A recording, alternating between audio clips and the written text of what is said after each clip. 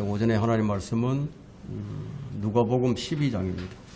누가복음 12장 15절부터 21절까지 제가 받들어 읽겠습니다. 또 그들에게 말씀하시기를 주의하고 탐심을 조심하라. 이는 사람의 생명이 자기가 소유한 것에 풍부함에 있지 않음이라고 하시고, 한 가지 비유로 그들에게 말씀하시기를 어떤 부자의 땅이 수확을 많이 내는지라. 그가 속으로 생각하여 말하기를 내 곡식을 쌓아둘 곳이 없으니 내가 어떻게 할까 하고 말하기를 내가 이렇게 하리라. 내 곡간들을 헐고 더 큰 것으로 지어서 거기에 나의 모든 곡물과 물건들을 쌓아두리라. 그리고 나서 내 혼에게 말하기를 내 혼아, 네가 여러 해 동안 쓸 물건들을 많이 쌓아두었으니 편히 쉬고 먹고 마시고 즐거워하라 하리라 하였느니라. 그러나 하나님께서 그에게 말씀하시기를 너 어리석은 자야, 오늘 밤 네 혼을 내게서 앗아가리니 그러면 네가 장만한 그것들이 누구의 것이 되겠느냐 하시니라. 그러므로 자신을 위하여서는 보물을 쌓아두고 하나님 앞에 부유하지 못한 자는 다 이러하니라고 하시더라. 설교 제목은 추수꾼의 음성이 들려오면, 이런 제목으로 말씀을 전하고자 합니다. 이 본문의 말씀은 사람들이 무엇에 가장 약하고 무엇을 염려하고 무엇을 위해서 사는지를 부자의 비유를 들어서 이제 우리에게 보여주고 계십니다. 여러분, 사람이 사는데 가장 필요한 게 무엇일까요? 물질이죠. 그죠? 의식주예요. 자, 이것을 해결하는데 필요한 것이 뭐예요? 돈이죠.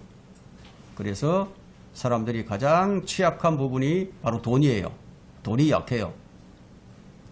그래서 돈 때문에 염려를 하고 돈을 위해서 삽니다. 왜냐하면 그게 실제로 필요하기 때문에. 그러나 주님께서는 너희가 생각하는 그것들이 중요한 게 아니다. 더 중요한 게 있다.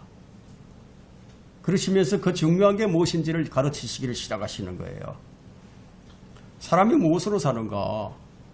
사람이 빵으로만 사는 것이 아니요 하나님의 입에서 나오는 모든 말씀으로 사느니라.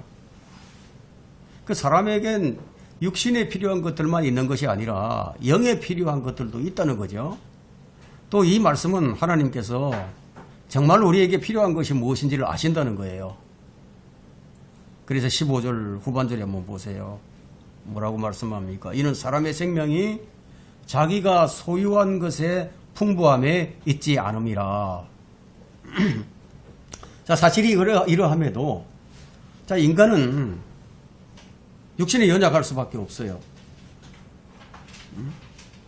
물질에 넘어질 수밖에 없어요. 또 유혹에 넘어질 수밖에 없는 존재예요.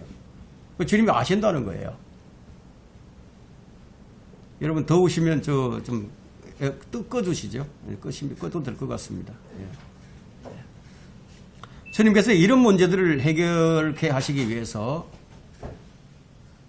성령님을 보내주셨어요. 그리고 그 성령의 능력으로 이러한 것들을 이길 수 있도록 해주셨어요. 그래서 사람이 반드시 거듭나야 하고, 거듭났으면은 성령님을 힘입어서 영혼을 위해 준비하도록 하신 거예요. 세상에는 많은 직업이 있죠. 그런데 가장 정직한 직업이라고 한다면 농업이라고 얘기할 수 있을 거예요. 근데 오늘날에는 그렇지 않아요. 예전에는 그랬습니다. 그렇게 말하는 이유는 뭐냐? 하늘의 도우심이 없이는 농사를 지을 수가 없었어요. 하늘을 속일 수가 없었기 때문이에요. 여기 이제 본문에 한 훌륭한 이 농가의 주인 이야기가 담겨 있습니다. 이 농가의 주인은 놀라울 정도로 성공을 거둔 사람이었어요. 그것도 편히 쉴 만큼, 즐길 수 있을 만큼 노후 대책을 다 마련해 놓은 사람이었습니다. 여러분, 우리가 이 세상을 살아가면서 재물을 얻기가 얼마나 어렵습니까? 그죠? 재물을 얻는 게 쉽지 않아요. 이 사람은 오늘날의 이 부자들처럼 편법으로 재물을 모은 사람이 아니었어요. 그는 부정을 저지르지도 않았고요. 속임수를 써서 다른 사람의 돈을 갈취한 적도 없어요. 그는 부를 축적하는 그 과정에서 누구의 마음도 아프게 하지 않았어요. 고리대금을 한 적도 없고요. 돈을 빌려준 적도 없어요.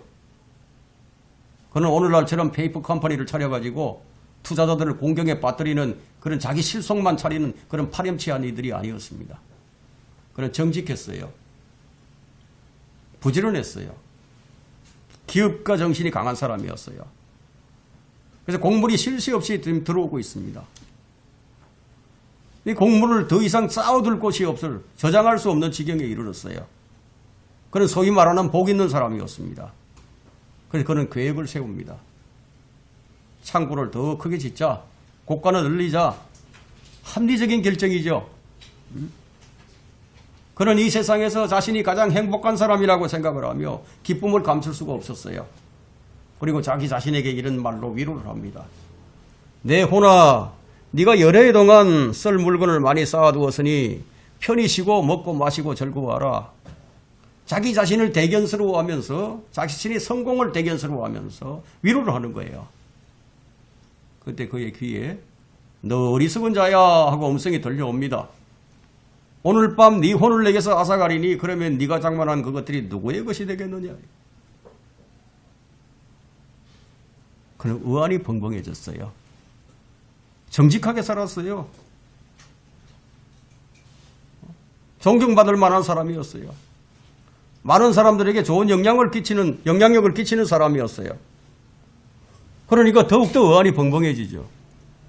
내가 무엇을 잘못했다는 건가? 그러나 그것은 하나님의 음성이었습니다. 너 어리석은 자야. 오늘 밤 네 혼을 내게서 뺏어가리니. 주님께서 이 비유로 우리에게 가르치시고자 하는 것이 무엇일까요? 왜 이런 말씀을 하셨을까요?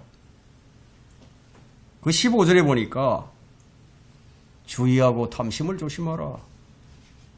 이런 사람의 생명이 자기가 소유한 것에 풍부함에 있지 않으니라. 사람의 생명은 하나님의 손에 달렸다는 것을 가르치기 위함이었습니다. 저는 오늘 우리가 함께 죽음에 대해서 좀 생각을 해보고자 합니다. 어떤 죽음을 맞이할 것인가?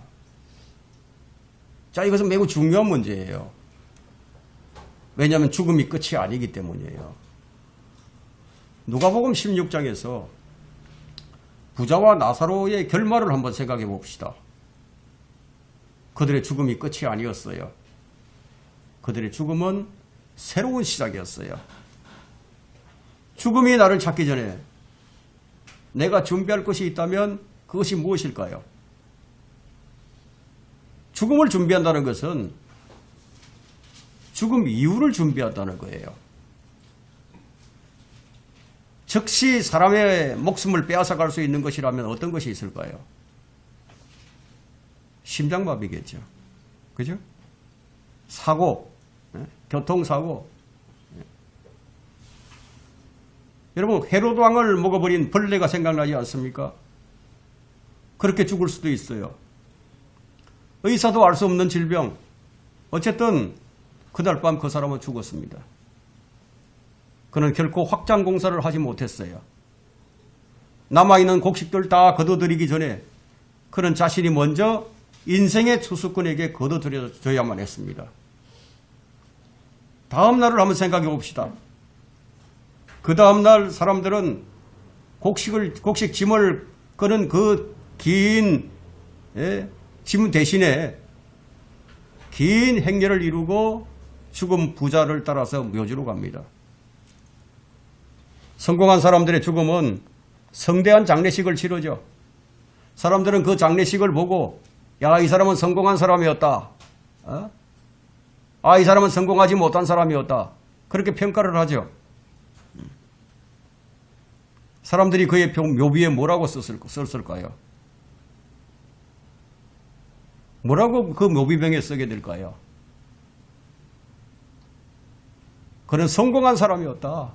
성공적인 삶을 살았다. 아주 진취적이었고 기업가 정신이 있었고 영향력이 있는 사람이었다.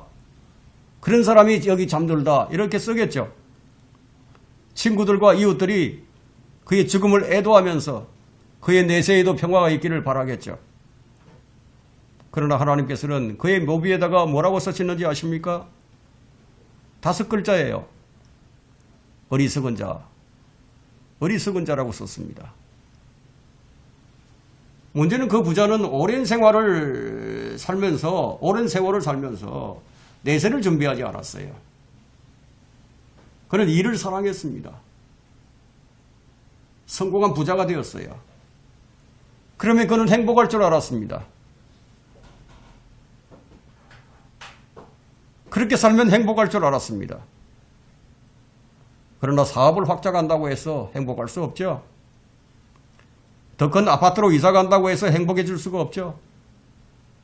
부를 축적해서 행복해진 사람들을 한번 제시해 보세요.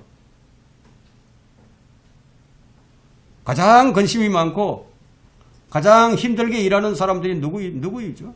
누가 그렇게 힘들게 일을 하죠? 억만장자들이에요.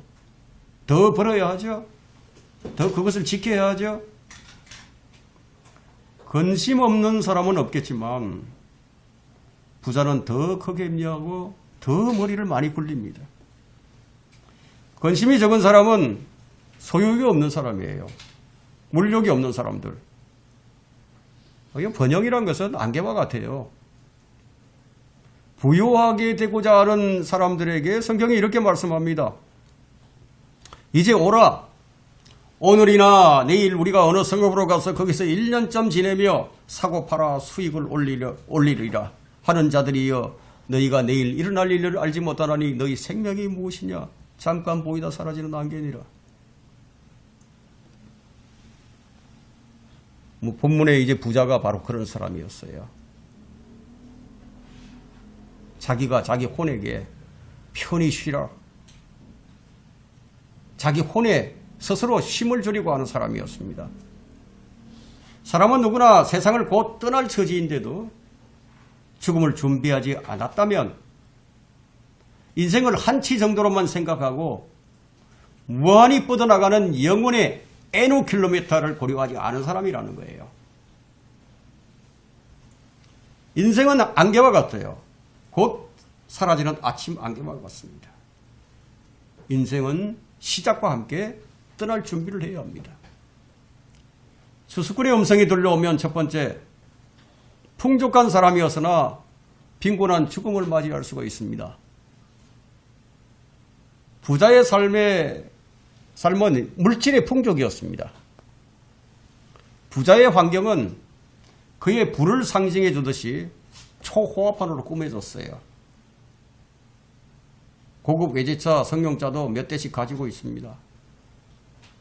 자, 이 부자가 곳간을 확장하려는 그의 재력을 볼 때 충분히 상상할 수 있는 일이죠. 그는 자신의 건강을 위해서라면 규칙적인 생활을 했을 거예요. 적당한 운동을 또 했을 겁니다. 필요한 영양 보충을 위해서 영양식도 했을 겁니다. 주치의를 두고 건강 체크도 주기적으로 했을 겁니다. 최고의 음식 재료를 들여오고 오염되지 않은 그런 식재들을 사용했을 겁니다. 그가 아무리 비싼 것일지라도 값을 지불할 능력이 있었습니다. 모든 것이 풍족했습니다. 그러나 이 모든 것을 두고 그는 죽었습니다. 자, 죽음이라는 것을 놓고 볼 때 그 사람에게는 참으로 반갑지 않는 손님이었죠. 아주 무례한 불청객이었어요. 그의 부를 부러워했던 사람들은 그의 죽음을 애도를 했습니다. 하루 벌어 하루 먹고 사는 사람에게 갑작스러운 죽음이 찾아온다면 별로 애도할 사람도 없을 거예요. 아니 오히려 그 죽음을 더 반겼을지도 모르죠. 그렇게 비루하게 살 바에야 차라리 죽는 게 더 낫다, 이런 말을 들을 수도 있죠. 여러분, 죽음은 반갑지 않는 손님이에요. 무례하게 찾아옵니다. 여러분, 길을 걷다가 죽는 사람들이 있죠. 야구를 하다가 그 자리에서 죽는 사람들도 있습니다. 죽음은 그 사람이 준비를 하도록 기다려주질 않아요. 몇 날 몇 시에 내가 올 테니까 자, 떠날 준비를 잘하고 있어라, 이렇게 죽으면 통보해 주지도 않아요. 죽으면 노크를 안 해요. 아무 때고 찾아와서 자 이제 나와 함께 떠나자. 따라와. 그것으로 끝이에요. 사람들이 죽음에게 이제 말하기를 내가 내 야망을 다 이루기까지 절대로 좀 나를 찾지 말라고 뭐 이렇게 애원을 해보지만 소용이 없어요. 자식들 시집장가 다 보낼 때까지 좀 기다려달라고 그렇게 얘기를 하지만 죽음은 그 사람과 협상을 안 해요. 지금 살기가 어려워서 돈을 좀 벌어 좀 여유가 생길 때까지 좀 기다려달라. 협상을 안 한단 말이에요. 죽음은 조용히 찾아옵니다. 조용히 찾아와서 그의 심장을 만집니다. 그리고 그의 폐를 만져서 호흡을 멈추게 합니다. 그 누구도 죽음에 항변하지 못합니다. 죽음은 그 사람이 얼마나 부를 누리고 살았던지, 그가 얼마나 많이 소유했던지, 그가 얼마나 훌륭한 자식들을 많이 두었던지, 죽음은 그 사람을 빈곤하게 만듭니다. 그의 모든 소유가 그의 죽음을 막아주질 못해요. 그의 가득 찬 곳간이, 그의 명품 옷들이 그의 죽음을 막아주지 못했어요. 죽음은 모든 사람을 빈곤하게 만듭니다. 왜냐? 빈손으로 가니까요. 자, 우리 주님께서 여기서 가르치시고자 하는 것은 정말 부유한 자가 누구인가? 정말 부자가 누구인가를 지금 가르치시고자 하신 거예요. 그것이 21절 말씀입니다. 그러므로 자신을 위하여는 보물을 쌓아두고 하나님 앞에 부유하지 못한 자는 다 이러하니라고 하시더라. 자, 이 말씀은 이제 마태복음 6장 19절부터 21절에 나오는 말씀과 연결이 되는데요. 우리 하나님 앞에 부유한 자가 되어야 합니다. 우리는 하나님께서 오늘 밤 나를 데려가시더라도 후회가 없는 인생인가를 한번 생각해 보자는 거예요. 이 말씀을 들으면서 한번 마태복음 6장 19절로 한번 펼쳐보십시오. 6장 19절부터 21절까지. 자, 너희 자신을 위하여 땅에다 보물을 쌓아두지 말라. 사람들이 땅에다 자신의 보물을, 자기를 위해서 보물을 쌓아두는데 그것이 옳지 않다는 거죠. 거기는 좀과 녹이 해치며 또 거기는 도둑이 뚫고 들어와서 도둑질하느니라. 오히려 너희 자신을 위하여 하늘에다 보물을 쌓아두라. 거기는 좀이나 녹이 해치지 않으며 또 거기는 도둑들이 뚫고 들어오지도 못하고 도둑질도 못하느니라. 너희 보물이 있는 곳에 너희 마음은 있느니라. 보물을 땅에 쌓을 것이냐 아니면 하늘에 쌓을 것이냐 결정하라는 거예요. 인생을 좀 살아본 사람이라면 참 얼마나 도둑들이 많이 있습니까? 얼마나 사기꾼들이 많습니까? 얼마나 덩쳐먹으려고 하는 자들이 많은지 아마 경험해 보았을 거예요. 요즘은 보이스피싱에 이 젊은이들조차도 당하는 자들이 많이 있습니다.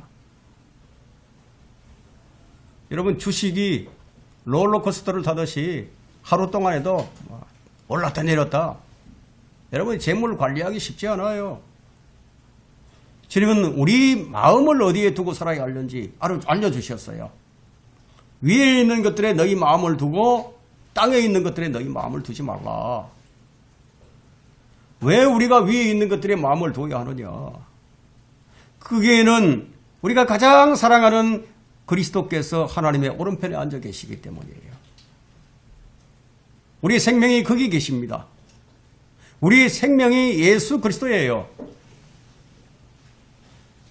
아들이 있는 자는 생명이 있고 하나님의 아들이 없는 자는 생명이 없느니라.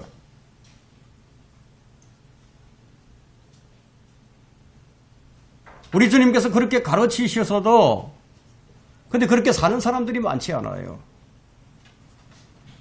왜냐하면 그들에게는 현실이 우선이니까요. 우리 주님께서 재물에 관해서 많은 말씀을 하셨어요. 재물 참 중요해요. 우리 사는데 재물이 없으면 못 살아요. 재물이 필요해요. 우리 삶에는. 여기서 말하고 있는 것은 재물을 더럽게 여기라는 그런 말씀이 아니에요. 일하지 말라는 것도 아니에요. 열심히 일을 해야 합니다. 일하기 싫어하는 자는 먹지도 말라고 해서 하셨습니다. 그럼 주님께서는 왜 이런 말씀을 하시는가? 왜 재물과 하나님을 비교해서 말씀을 하시는가? 왜냐하면 사람들이 재물의 마음을 빼앗기기 때문이에요. 재물과 하나님을 동시에 섬길 수가 없어요. 그건 불가능합니다. 하나님보다 재물을 더 사랑하는 것은요, 주님께서 용납하지 않으세요. 여러분 열심히 일을 하세요. 여러분 마음을 재물에 빼앗기지 말라는 겁니다. 재물은 일시적인 것이지만 주님은 우리가 영원히 함께 하실 분이에요. 지금 무엇이 더 소중한지를 좀 알자고 하는 겁니다. 무엇이 더 가치가 있는 것인가? 우리의 문제는 늘 가치를 잘 알지 못하는 데 있습니다. 우리가 어떻게 하면 주님께서 원하시는 길을 갈 수가 있을까요? 우리 마음이 주님께로 가 있으면 돼요. 우리 마음이 주님께로 가 있으면 재물을 주님을 위해서 써요. 그게 하늘에 보물을 쌓는 거예요. 재물을 어떻게 보느냐에 따라서 그 사람의 믿음의 진정성이 달라진다는 겁니다. 주수꾼의 음성이 들려오면 두 번째, 죽음은 예상치 못한 것이며 갑작스럽고 끔찍한 것입니다. 한 어머니가 18살 된 자신의 딸이 교통사고로 죽었다는 소식을 전해 듣고 비탄에 빠졌습니다. 그 어머니가 다니고 있는 교회 목사님이 그 소식을 듣고 그녀의 집에 도착을 합니다. 그 어머니는 울면서 마중을 나왔습니다. 그 어머니가 하는 얘기가 내 딸아 어디 있냐? 라고 큰 소리로 절규를 합니다. 이러한 울부짖음은 죽음에 관해 의문을 가질 때 그의 마음속에서 일어나는 현상이에요. 요번 죽음에 관한 질문을 하나님께 했어요. 그러나 사람이 죽으면 소멸하나니 참으로 사람이 죽으면 사람이 숨을 거두면 그가 어디 있는가? 욥기 14장 10절에서 이 질문은 이 세상이 시작된 이래로 계속된 것이지만 죽음은 신비예요. 죽음이 신비스럽죠. 그 이상의 설명은 필요 없다고 말하기에는 또 충분치 않습니다. 그렇다면 그 해답과 관련된 그 설명을 어디에서 발견할 수 있는가? 사람들이 신뢰하는 과학이 정확한 설명을 해줄까요? 과학은 인간에 관해서, 인간의 혼에 관해서 어떤 것도 말해줄 수가 없어요. 그렇다면 철학이 그 실마리를 제공해 줄 수 있을까요? 철학은 우리를 무덤 앞에 그냥 서 있도록 만들 뿐이에요. 그렇다면 현대 교육이 이 진리를 우리에게 제시해 줄 수 있을까요? 그 역시 불가능입니다. 오히려 혼과 몸의 미래에 대한 추상적인 견해를 내놓아서 온통 두려움 속에서 가두고 말 것입니다. 이 해답을 발견할 수 있는 가장 확실한 출처는 오직 하나밖에 없습니다. 그 해답은 바로 성경이 제시하고 있습니다. 하나님께서는 이 귀중한 진리를 우리에게 계시를 해주셨어요. 우리는 믿음을 통해서 그분의 말씀 앞에 다가가야 합니다. 그렇다면 이 귀중한 진리들이 모든 사람에게 알려지지 않는 이유는 무엇일까요? 그 이유는 교회를 다니는 사람들이 하나님을 잘 알지 못하는 데 있습니다. 아주 기초적인 지식인데 몸, 혼, 영에 관한 지식이 없어요. 우리 몸이 마지막 날에 어떻게 될 것인지, 지금 우리가 무엇이 구원을 받았는지, 우리가 무엇이 거듭났는지 이걸 잘 몰라요. 성경을 대면하지 않으면 진리의 지식을 알 수가 없죠. 모두 자기 마음대로 성경을 해석을 하고 수십 년을 믿음의 생활을 한다고 하는데 근데 이런 기초적인 지식조차도 없어요. 이러한 상황은 이단 종파들이 발판을 얻게 되는 아주 중요한 이유라고 할 수 있습니다. 이단들은 이런 지식에 무지한 교인들에게 이상한 교리를 내놓고 미혹을 하는 거예요. 그 이단들은 영혼을 포함하는 그 문제들에 답변을 주려고 여러 가지 출판물도 이용을 합니다. 죽음이 무의식적이다. 혹은 부활 때까지 존재하지 않는 상태라든지 혹은 지옥불과 지옥이라는 장소가 소멸한다든지 하는 이상한 거짓 교리들을 가르치는 책들 때문에 그리고 그들의 거짓된 가르침 때문에 죽은 자들이 언젠가 구원받을 수 있는 기회가 다시 제공되리라고 생각하는 어리석은 사람들이 널리 분포되게 되었습니다. 여호와 증인들, 로마 가톨릭, 여호와 증인들의 지도자 중에 이 한 사람인 러더포드는요, 그의 책에서 혼을 가지고 있는 인간은 없다. 자, 사람이 죽으면 전적으로 무덤에서 무의식적이다. 죽으면 모든 것이 끝나서 무로 돌아간다고 주장을 합니다.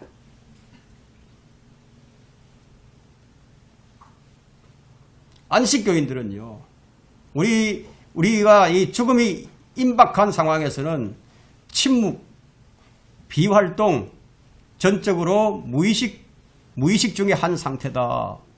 이런 말을 함으로써 거짓 교리들을 가르칩니다. 그런데 성경은 우리에게 몸, 혼, 영의 있음을 분명하게 제시를 합니다. 그것들은 서로 다른 별개의 것으로 제시되어 있습니다. 하나님께서는 뭐라고 말씀하셨죠?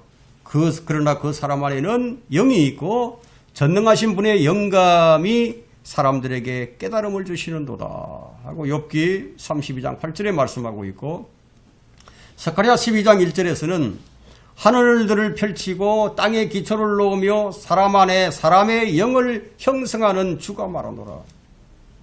자, 이런 구절들은 인간의 몸과 그 안에 내재된 영 사이에 명확한 구분을 제시해 놓습니다. 욥기 14장 22절에는 다만 자기에게 붙은 살이 아프고 자기 안에 있는 그의 혼이 애통할 뿐이니라. 자, 여기서 이 구절에서 인간의 몸이 자기에게 붙은 이런 표현과 자기 안에, 혼이 자기 안에 있는 이 표현을 통해서 자, 몸과 혼이 구별된 것임을 우리가 알 수가 있죠. 성경은 또 이렇게 말씀합니다. 너희는 값을 치르고 산 것이니 그러므로 하나님의 것인 너희 몸과 너희 영으로 하나님께 영광을 돌리라. 이처럼 몸과 영은 별개예요. 사람의 일을 그 사람 안에 있는 사람의 영이 아니면 누가 알리요? 이와 같이 하나님의 일도 하나님의 영이 아니면 아무도 모르느니라. 고린도전서 2장 11절에서 말씀하고 있고요. 이 구절은 인간이 몸으로부터 분리된 영, 곧 영적인 성품을 가지고 있음을 보여줍니다. 주님께서 말씀하시기를 또 너희 몸은 죽일 수 있으나 혼을 죽이지 못하는 자들을 두려워하지 말라. 인간은 인간의 몸을 죽일 수 있어요. 혼은 죽일 수가 없어요. 몸은 죽지만 인간의 혼은 죽지 않아요. 이와 같이 사람의 몸과 혼과 영은 별개예요. 별개. 몸, 혼, 영을 동시에 제시하는 성경 구절이 있어요. 데살로니가전서 5장 23절에 있죠. 너희의 온 영과 혼과 몸이 우리 주 예수 그리스도께서 오실 때까지 책망할 것이 없이 보존되기를 하나님께 기도하노라. 이렇게 인간은 세 개체로 되어 있음을 증명해 줍니다. 사람은 물질적인 외적인 몸이 있고요. 영과 혼으로 구성되는 내면적인 부분이 있습니다. 영은 하나님과의 영적 교제와 관련된 존재이고요. 혼은 인간의 지정의와 관련된 존재입니다. 하나님께서 창조하신 모든 인간은 영, 혼, 그리고 몸으로 구성이 되어 있습니다. 그런데 주 예수 그리스도를 믿지 않는 사람은 자연인이 갖지 못한 어떤 것을 주 예수 그리스도를 믿는 거듭난 사람은요, 자연인이 갖지 못한 어떤 것을 가지고 있어요. 어떤 사람이 거듭나게 되면은 그는 영이라고 불리는 내면의 이 특질적인 이런 부분에 이 부분인 새 성품이 주어지게 됩니다. 새로운 성품. 우리는 하나님의 말씀으로 우리 몸에 내재하는 별개의 영적인 성품을 가지고 있다는 것을 우리가 증명할 수 있어요. 그러면 우리가 죽음에 직면할 때 어떤 일이 일어나는가 하는 겁니다. 예? 죽음은 몸에서 영이 떠나는 거예요. 영이 떠나는 겁니다.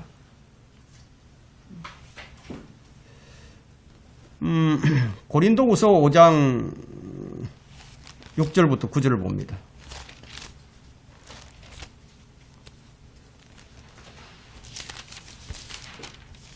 고린도후서 5장 6절로부터 9절. 그러므로 우리는 몸에 있는 집에 거할 때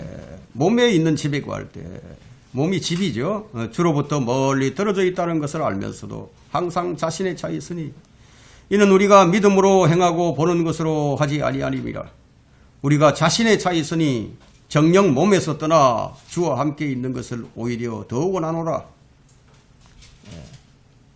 이 때문에 우리가 애쓰는 것은 거하든지 떠나 있든지 그분을 기쁘시게 해드리기를 바라는 것이라. 우리가 죽게 되면 우리의 영과 혼은 주님과 함께 있게 되고요. 우리 몸은 부활을 기다리면서 무덤으로 가는 거예요. 자, 추수꾼의 음성이 들려오면 세 번째, 죽음을 준비하지 않으면 어리석은 자입니다. 여러분, 자수성가로 성공을 하려면요, 그 사람이 참 똑똑한 사람이 되어야 됩니다. 부모에게 물려받는 것이 아니라 무일푼에서 시작해서 자수성가에서 성공을 했다. 이런 사람들은 무엇을 심어야 할지, 어디에다 심어야 할지, 어떻게 경작을 해야 할지 아는 사람이라고 할 수 있죠. 워렌 버핏이나 빌 게이츠 같은 사람을 한번 보세요. 똑똑한 사람들이죠. 이 세상 지혜에 있어서는 이 똑똑한 사람이지만, 그러나 슬프게도 그들은 일시적인 면에서는 참 똑똑하지만 영혼에 대해서는 어리석은 자들이에요. 물질에 대해서는 그 가치를 잘 알면서도 불멸의 혼에 대해서는 그 가치를 잘 몰라요. 이는 자신의 혼을 제외한 모든 소유를 다 안전하게 간직을 합니다. 이들은 자신이 유명해지는 것에 대해서는 관심을 보이지만 죽음 이후에 대해서는 신경을 별로 쓰질 않아요. 여러분, 일론 머스크를 한번 보세요. 일론 머스크를 한번 보세요. 그가 미래를 어떻게 준비하고 있죠? 그렇죠. 화성에 가서 살 계획을 세우고 있는 거예요. 자, 이들은 하나님에 대한 자신들의 책임에 대해서는 참 무감각한 사람들이에요. 자기 소유를 지키기 위해서는 곳간을 정축을 하지만 자기들의 혼의 은신처는 마련하지 않아요. 이 사람들은요, 자신을 속여서 자기 돈을 빼앗으려고 하는 사람들, 그런 사람들의 계략에 말려들지 않습니다. 얼마나 똑똑한지 몰라요. 잘 속지 않아요. 하지만 이들은 자기 욕심에 말려들어가지고 자기 혼을 사탄에게 맡겨버립니다. 예를 들어서 말했지만 얼마나 많은 사람들이 혼의 가치를 모르고 세상 가치에만 집중을 하고 살아갑니까? 주님은 이런 자들에게 너 어리석은 자야 라고 말씀을 하십니다. 본문에 등장하는 이 부자는 매우 분주한 사람이었어요. 일찍 일어나서 밤 늦도록 잠자리에 들기까지 노동자들을 감독을 해야 되죠. 그죠? 그는 자기 사람들을 돌보기 위해서 할 일이 너무너무 많았어요. 그러나 만일 그가 좀 덜 가지려고 덜 가지려고 했고 시간을 좀 내어서 그가 영혼을 좀 생각했더라면 마지막에 그는 빈궁함에 처하지 않았을 겁니다. 모든 사람들처럼 다른 모든 사람들처럼 그에게도 영혼을 위해서 준비할 충분한 시간이 있었어요.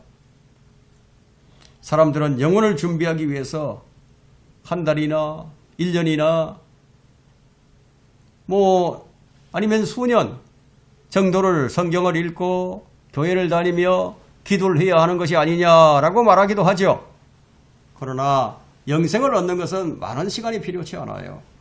누구라도 주 예수 그리스도를 자신의 개인의 구주로 영접하면 영생을 얻어요. 그래서 시간이 없었다고 변명할 수 없어요. 먹고 자고 생각할 시간이 있는 사람에게는 누구라도 구원받을 시간은 있습니다. 그러나 부자는 준비되지 않은 채 죽어버렸습니다. 그는 떨어졌습니다. 높은 벼랑에서 떨어진 사람을 길 가던 농부들이 볼 수 있는 것처럼 수천 피트 상공에서 내던진 것처럼 바위에 내동댕이 쳐졌습니다.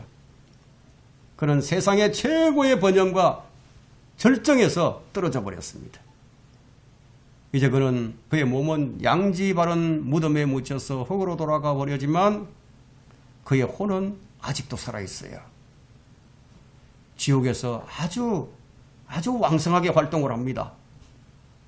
뜨거운 불길 가운데서 브레이크 댄스를 추면서 오징어처럼. 그리고 그 사람은 조금 전에 들었던 음성을 기억합니다. 오늘 밤 네께서 네 혼을 앗아가리니 이 생각을 합니다. 그때 전혀 준비되지 않은 상황에서 오늘 밤 네 혼을 앗아가리니 준엄한 말씀이 그의 내면에 들려왔어요. 이 소리가 여러분의 귀에 들려온다면 지금의 상태를 한번 점검해 보세요. 사람들은 다 옷을 입고 살아갑니다. 벌거벗고 살지 않아요. 그러나 그 옷은 해질 수도 있고 찢어질 수도 있어요. 유행이 지나서 입지 못한 옷이 될 수도 있어요. 그러나 그리스도의 의의 옷은 그런 걱정할 필요가 없습니다. 그리스도의 의의 옷은 결코 낡아지지 않아요.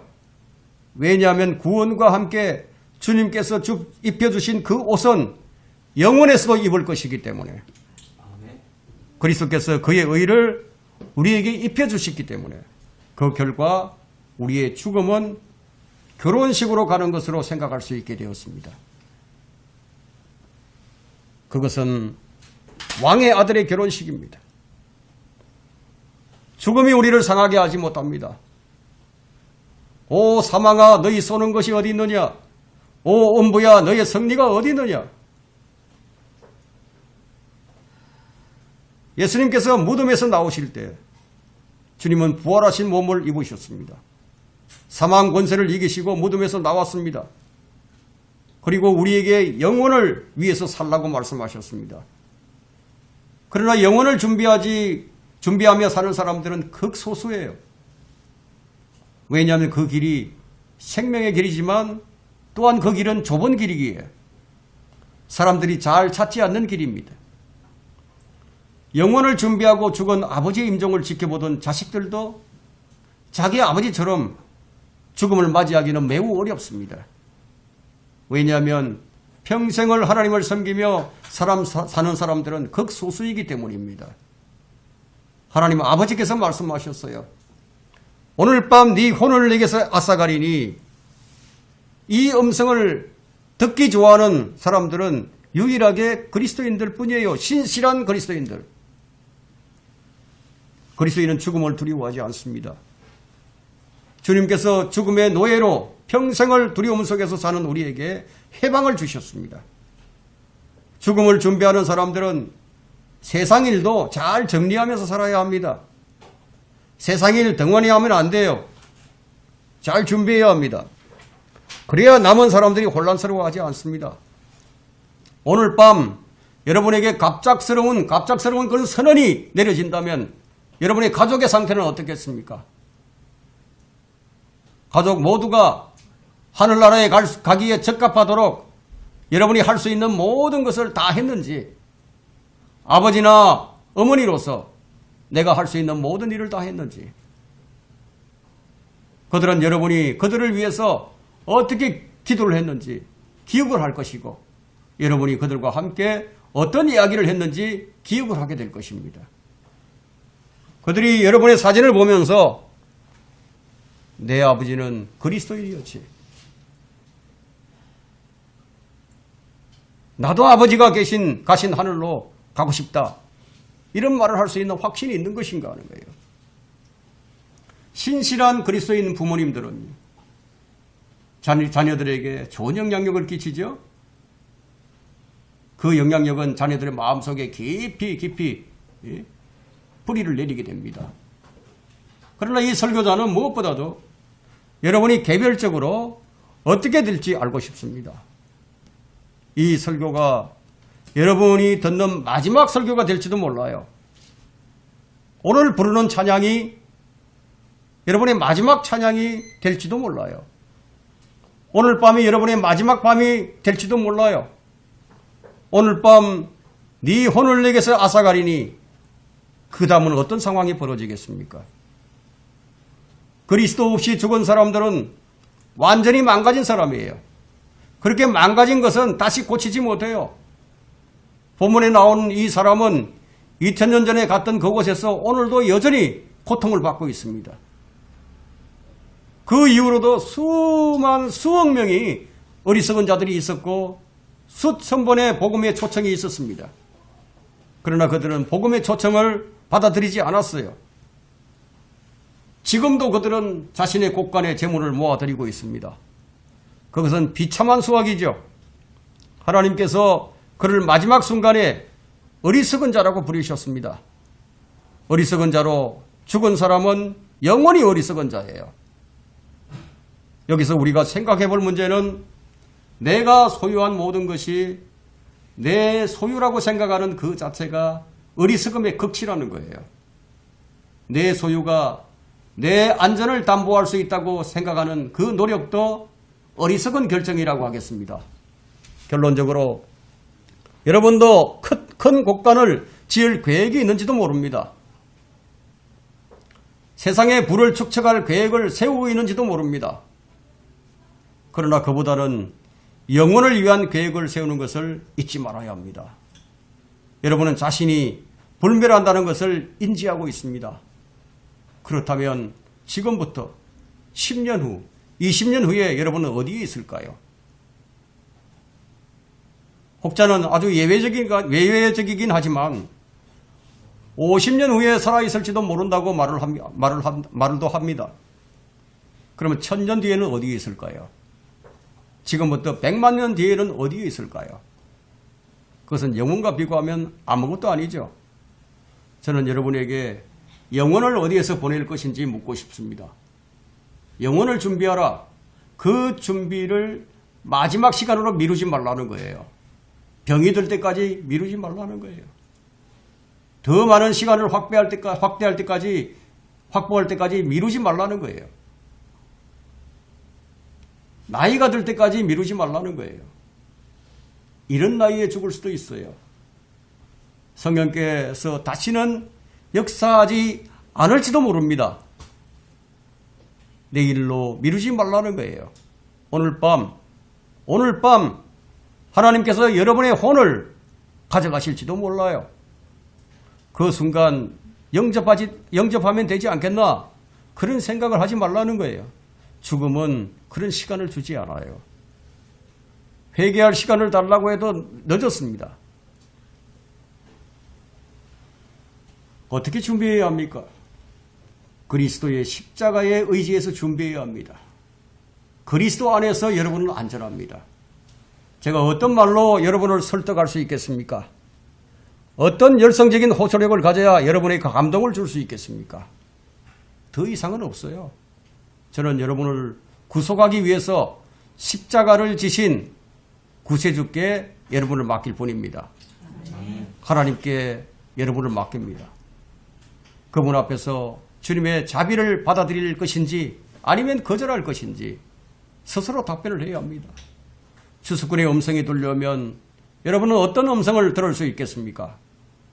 저는 여러분이 추수꾼의 음성을 들을 때 너 어리석은 자야 라는 말을 듣는 자가 아니라 나의 사랑하는 자야 일어나 떠나자 이 말을 듣는 여러분들이 되었으면 합니다.